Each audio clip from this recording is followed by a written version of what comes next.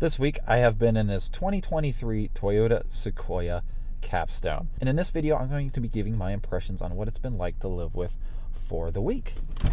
So let's go ahead, take you around this thing, show you what it's like. This is finished in supersonic red. Very attractive color. Looks very nice, definitely catches eyes everywhere I go. The Capstone is the top trim for the Sequoia, and this one starts at $80,000. Wow.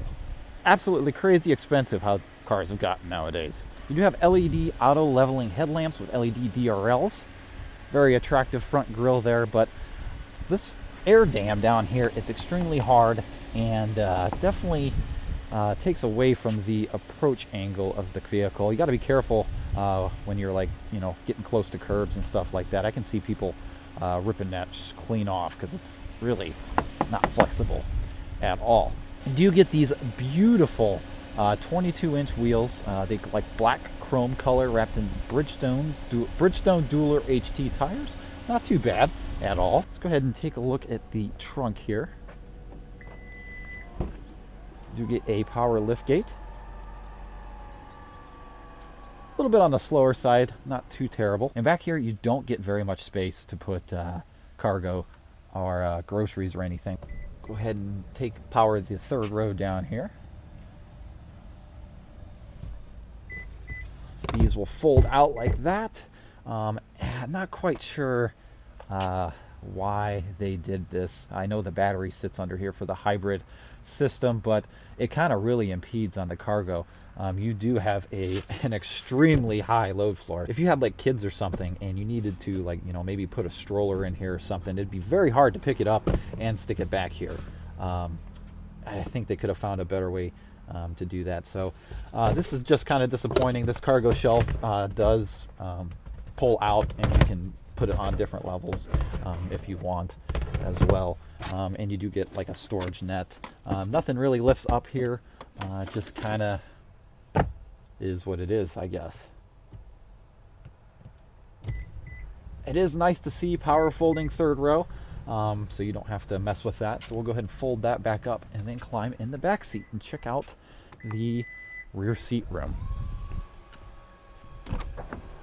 Do have power running boards as well. To get into the back seat, it's extremely easy in this vehicle. All you got to do, pull that forward, and it literally just comes forward. And there's like 3 steps that you can just climb back here, and super easy. Pull that back up, and then back here, if you fold the armrest up, you can actually, by pressing this button, move the seat rest back or forward. And there's a grab bar under here that you can slide the seat back, the seat bottom back. Back here is a very comfortable place to be, surprisingly. You do sacrifice a bit on cargo space for passenger comfort and passenger room, but it's a very nice place to be. A couple cup holders, USB ports, vents. It's really not bad. I would actually ride a couple hours back here comfortably. You don't get very much headroom back here, but I mean, if you slouch down, you got plenty of leg room to be comfortable. Not bad at all. All you got to do to get out is just do that. This is probably the best third row implementation I've seen in any car. It's super easy to get in and out of. Very nice.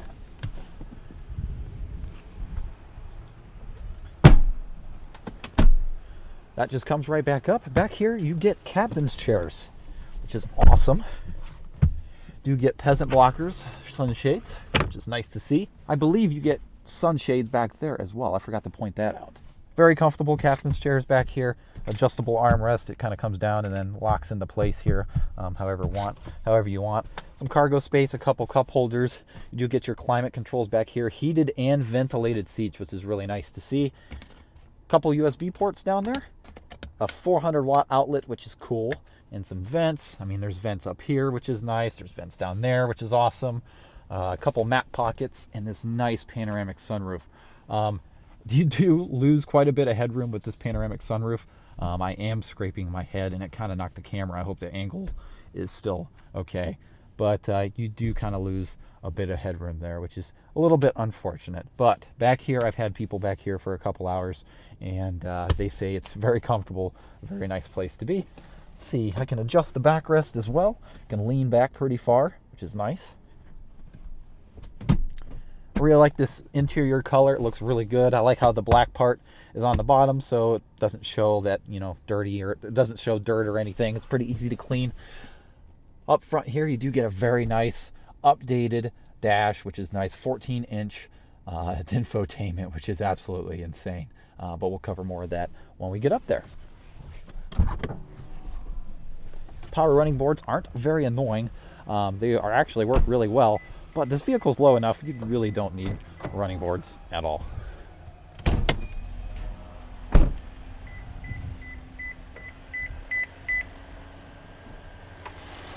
All right, under the hood is a twin-turbo V6, mated to a 10-speed automatic transmission, makes about 437 horsepower and 583 pound-feet of torque. Very peppy. This thing's not a slouch at all. Gets about 19 city and 22 highway. I haven't been seeing that at all. It should get significantly lower, but that's what Toyota rates it. Nice powertrain, pretty smooth, but we'll cover that more on the drive. Go ahead and check out the driver's seat here. You do get power seats. These are heated and ventilated. You can also adjust the thigh rest here as well, which is actually nice to see. These are memory seats too, tied with the driver. You do get power folding mirrors, as well as, you know, an option to turn on lights. Your running boards, I mean, you can turn them off and then just come right back up. Heated steering wheel, auto high beams, looks like your gas cap, and some other controls as well. Power tilt and telescoping steering wheel, which is nice. Do get a fully digital gauge cluster, and like I said, a 14-inch infotainment. This thing's absolutely massive. One of the best things that Toyota has done in the recent years is update their infotainment. This works really nice. It's very responsive. The only gripe I have with it is this ad that pops up every single time you start the vehicle to subscribe to their Toyota Connect or whatever. That's a little bit annoying, but it is what it is, I guess. It does have wireless Apple CarPlay, Android Auto, but I will say the only port in here for CarPlay, wired CarPlay, I don't use wireless CarPlay because I just don't like it at all in any vehicle. The only port for wired CarPlay is right here, and that's very ugly. You can't use any of the ports that are in here, and it just sticks out, and it kind of sucks that's the only port available. You do get a nice backup camera as well. You just put it in reverse. It's a nice 360 cam, pretty clear. Different views you can choose from as well. You can even choose the front, and I think you can even choose like a side to see how you are in between the lines, which is actually very nice to see. You do get a QI wireless charger down there. You know, this thing auto backs up to trailers, it looks like. You do get a 360 view, which I find this kind of cool. I really wish you could like control it here, but in order to like stop it, you just have to hit the pause button, and it just is what it is. Kind of a cool little feature. Traction control off button. You do get a couple cup holders here with some nice decent wood accents. This does kind of feel kind of cheap for the price point here. I mean, this sounds like kind of a cheap plastic here through here. This all kind of sounds like on the cheaper side here. You do get your drive mode selector here. You know, you can go from sport, normal, or eco, tow haul mode. You got your 4-wheel drive selector as well. And this center console is actually interesting. You've got this here to store, I guess, the USB cords or whatever changed, I guess. And you can slide this back, and you get a ton of room down here, along with the ability to lift this up and reveal a ton of storage. You got some coin places to put coins in there too, I guess. Oh, that's removable too. That's pretty cool. Put that back. A couple USB ports there. Once again, not for Apple CarPlay, unfortunately, but they're there. You do get a decent sized glove box. Overall, the quality of the materials in here are decent enough. There has been some squeaks and rattles this week, mainly from here. When you open up the cup holders, this just kind of rattles and squeaks over some bumps, so I just kind of keep that kind of closed. But overall, the materials are decent enough. This steering wheel is really, really comfortable. Like I said, it's heated all the way around, which is nice to see from Toyota here. And yeah, it's decent enough. Oh, up here, before I forget, you do get a rear view mirror with a camera as well. I actually been keeping it on the camera because I find that kind of nice and convenient. It's not even really distracting at night. Kind of a really neat option here. It does have home link as well for your garage door. This one is equipped with a dash cam too, which is nice to see. I'll see if I can pull the SD card out and see, insert a clip here of what the quality of the dash cam is, but that's really nice to see. I really wish more manufacturers would factory install dash cams, because dash cams are a necessity. I have them all in all my cars, and I don't know why they don't come from the factory or as an option from the factory with other makes and models, but it's nice to see that this was an option here.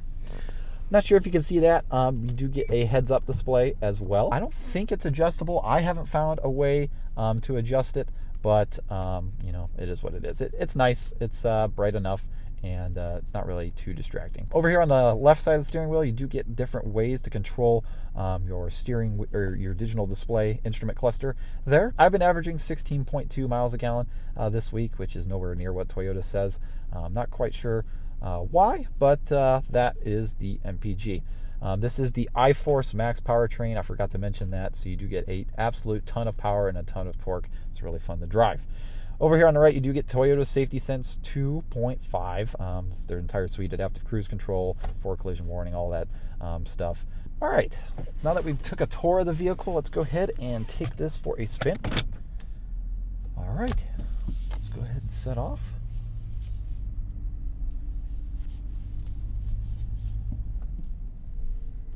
Now this vehicle is absolutely massive. It's a behemoth to maneuver around. It maneuvers nicely, actually. It has a decent turning radius, and you know, isn't too bad to huck around. It does have blind spot monitoring as well, and no really big blind spots either. But it is a big vehicle to maneuver. It is a tank.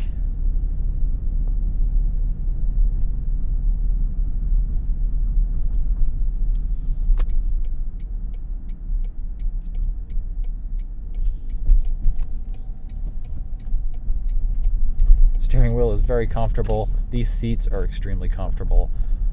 Overall, over bumps, it's pretty well dampened. It rides pretty smooth, and no real complaints on the ride here. This is a pretty bumpy road too for this area, and seems to be handling it pretty well. You do get some creaks and rattles, like I've been saying, from the center here, but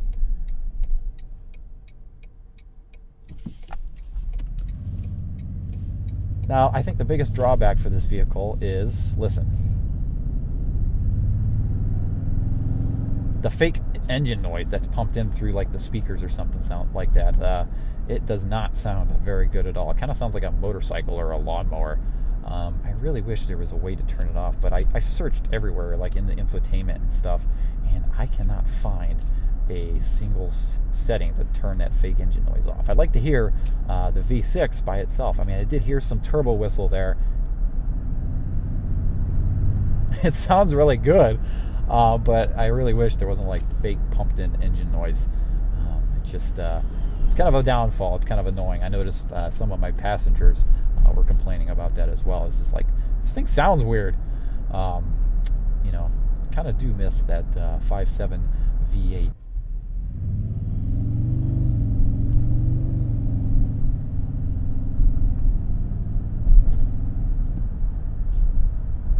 Go ahead and get on the highway here.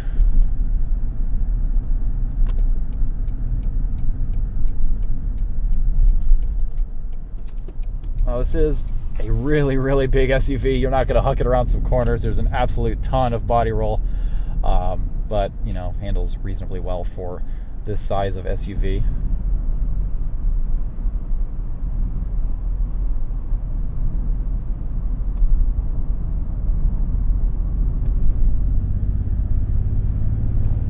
Gets up to speed relatively well. Like I said, no real big blind spots. You do have blind spot monitoring and these nice giant side mirrors as well. And yeah, not too bad.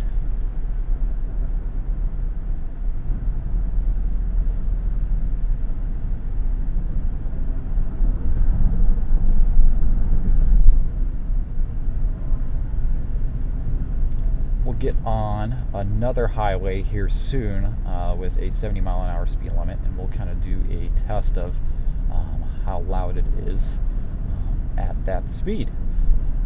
Even on this road, it's pretty quiet, pretty enjoyable to drive. You can, hold a conversation without yelling to your passengers in here, and it's really not bad at all.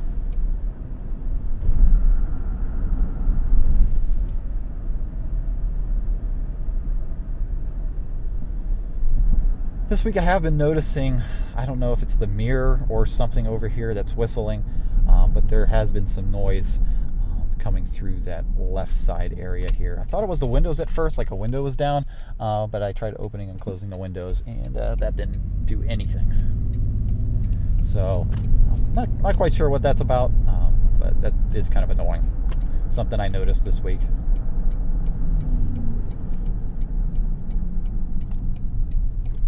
Big corner.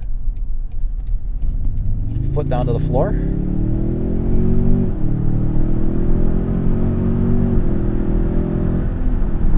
This thing hauls, seriously. This is a massive SUV. I think it weighs over 6,000 pounds. And this thing seriously hauls. I'm very impressed with the amount of power you have on tap here. I don't think it makes the correct sounds, but it definitely is a performer. Now, like I said before, you do have adaptive cruise control. You just set it there. It works okay. It suffers from the same issues with adaptive cruise control as my other Toyotas that I've tested, where the following distance resets every time you get in the vehicle, and it only goes 1 mile an hour under than what you actually set it. So I have it set at 72, and I'm going 71 with the closest following distance. I should be going 72 right now. The lane tracing assist doesn't work really well. It just bounces all over the road, and right now you can see it's literally hugging this white line, and yeah, I got to intervene and make sure I'm in the center of the lane here. But it just doesn't work at all. I don't know why. But yeah, overall at highway speeds, you can still hold a conversation in here. You don't have to yell. There's some wind noise coming through, but it's really not bad at all. 10 speeds, pretty quick to downshift. It doesn't really leave you hanging or wanting for more power either. Like I said back there, you can easily just shoot around somebody if you need to. The cool thing about these Toyotas is you can still select regular cruise control, and to do that you just press and hold on the cruise control button, and it'll change to constant speed control ready, to where you can just use regular cruise control. So I like that. That's one thing I think every car should have that has adaptive cruise control, is the ability to select the regular cruise control, because sometimes it can get annoying, and I don't particularly care for adaptive cruise in the first place.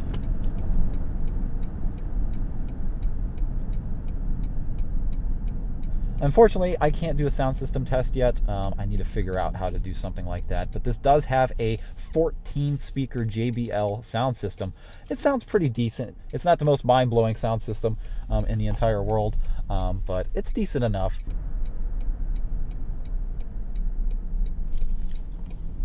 Now, this thing is an absolute behemoth and requires a ton of brakes to stop it. When I first got in this thing, I was like pushing down the brakes and like, was it going to stop? Pushing down even farther. I'm like, oh man, is it going to stop?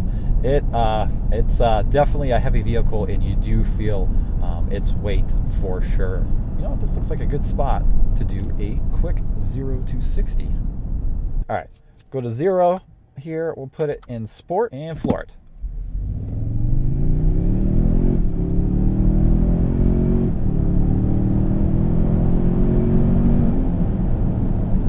Man, this thing's quick. Sport definitely makes the transmission shift a lot faster. It kind of just bang shifts, which is nice. This 10 speed is actually really impressive. No complaints there at all.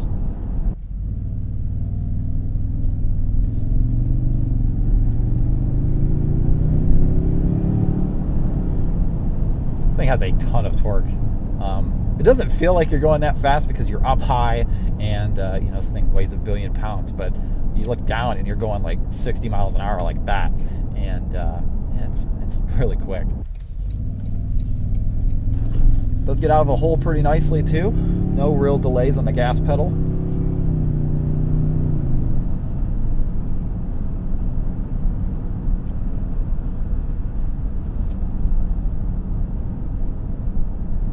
Man, it's beautiful through here. Absolutely beautiful.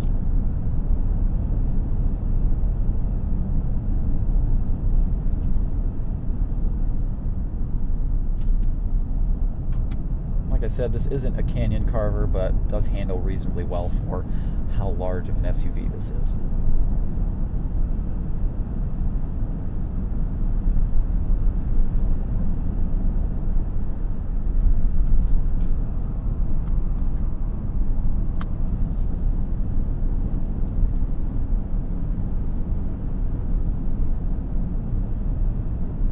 I'm curious to see how well this twin-turbo V6 does for reliability. I have noticed this week, this particular vehicle alone, that at certain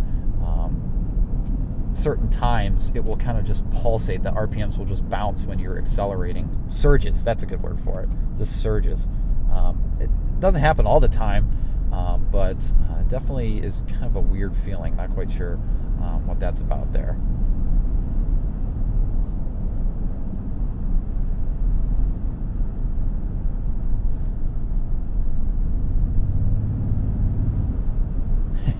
I like hearing the turbos, the twin turbos just squeal there. It's really cool.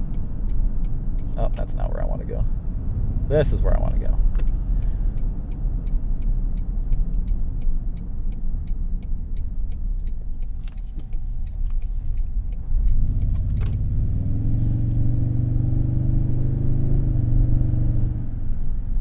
Not quite sure what the towing capacity is. I think it's like 8,000 pounds, but you could really tow something with this pretty nicely. Over these really rough railroad tracks, super smooth, no complaints there at all. Now this does have nice ambient lighting that goes all the way around the vehicle at night, and I'll try to get a clip of that and insert it here to show you guys what it looks like. It's not selectable, at least not to my knowledge. I couldn't find a setting to figure that out, but it looks really nice. There's some materials in here that I wish was not cheap feeling. This is $80,000, but it does feel well enough appointed for the price. I'm curious, what do you guys think? Do you guys think, based on this video, do you guys think this is worth 80 grand? The prices of vehicles are just astronomical nowadays. Even like putting it into the inflation calculator and kind of adjusting for inflation, it's just absolutely crazy what these cost. I'm also kind of baffled about the use case of this vehicle as well. I'm not quite sure who the target demographic is for, because you can't really haul stuff in the back. And yeah, you can haul people and stuff, but people have stuff and there's really nowhere to put it. So maybe this is a nice Uber Elite or something. I'm not quite sure what the demographic is for it, because if you're going to sit people in, you might as well get a minivan because you have more cargo space and you get better fuel economy. You get like a Toyota Sienna or something. Just think if you had a kid, if you had a stroller or something, that'd be so difficult to put the stroller back there, because it's just, that's load floor super high. I don't know. What do you guys think? Let me know in the comments. I'm actually curious myself. All right, guys, that's going to be it for the video. I hope you guys enjoyed. Thanks to Toyota for providing this for me for the week to film and do a review on it. I really appreciate it. And yeah, really impressive vehicle. $80,000 though. Now, one thing that I can't figure out is no remote start. So here's the key fob, and there's no remote start. I think the remote start is in the app that you have to subscribe to, which is kind of a bummer, because for $80,000 I would want remote start. Is what it is, I guess. Well, I'm not really super hyped about that, but I really like the look of this thing. Toyota nailed it. I always liked the Sequoia, the style of it, even back in the early 2000s. It just looks super sharp, and even to this day it holds up very nicely. Still wish we had the V8, not gonna lie, but super sharp vehicle nonetheless. Make sure to follow me on Instagram at PaulsPlaceYT for some additional content, and we'll go ahead and see you in the next video. Take care, everybody.